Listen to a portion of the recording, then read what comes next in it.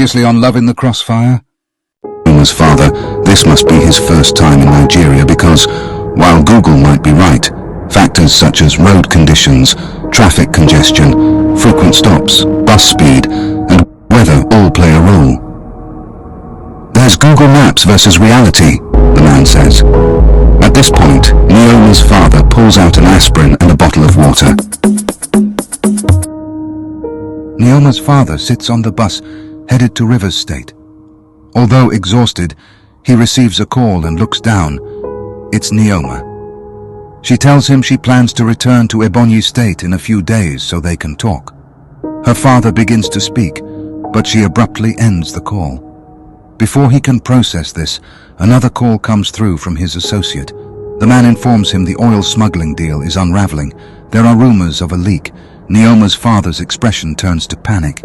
He decides to get off the bus in Owerri State to grab a hotel, tossing the man's bag into his own lap. Meanwhile, on a bus headed to Bayelsa State, Nneoma tells Emeka that they can't keep running. He agrees. They locate a modest hotel in Ahwada State. Once they are in the room, Emeka showers, then pauses, sensing the seriousness in Nneoma's tone earlier. As she sits, trying to collect her emotions, she asks him why he said his father might still be alive, despite his name not appearing in the notebook. Emeka admits that, deep down, he always wanted to believe his father was alive. He explains he mentioned his name to comfort her, knowing the revelations about her father. Later that evening, Nneoma calls her mother again. Now she picks up.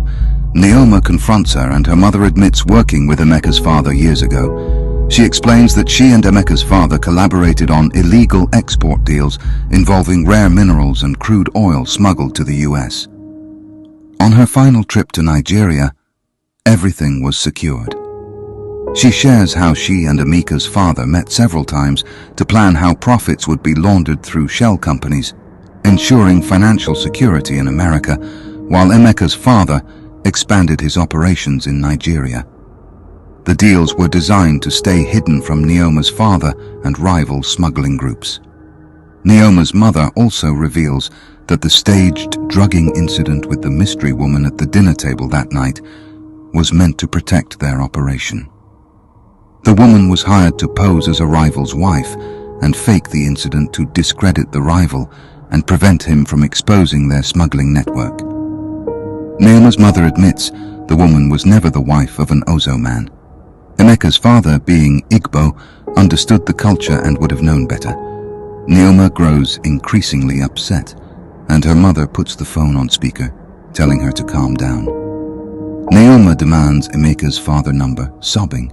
Her mother, growing tired of her outbursts, looks through her phone. Finally, she becomes angry, reminding Nneoma of all the money she provided for her to travel and study abroad. She tells her daughter she is welcome back in her life, but only with a grateful attitude.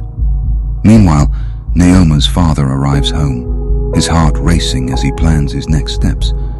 With his smuggling operation in shambles and rivals spreading rumors, he knows his position is precarious. His goal is to leave for the US as soon as Nneoma returns to escape the fallout of his failed dealings.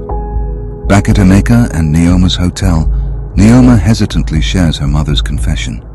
Emeka listens, his face a mixture of disbelief and frustration.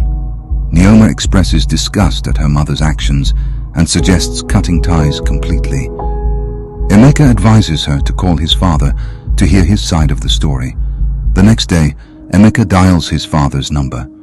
When his father answers, Emeka, overwhelmed with emotion, skips any greeting and demands answers about his disappearance and involvement in the smuggling. At first, his father tries to reason with him, but as Emeka grows irater, yelling, his father lowers the phone. As Emeka continues, his father becomes angry himself. He says, "My child, how dare you speak to me in such a manner?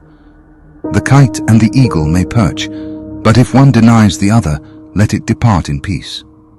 A man who contends with his father prepares for battles he cannot win. I am the reason you are a man. The next day, as they make their way to the bus headed to Lagos to meet Emeka's father, Nneoma and Emeka feel relieved to finally get answers.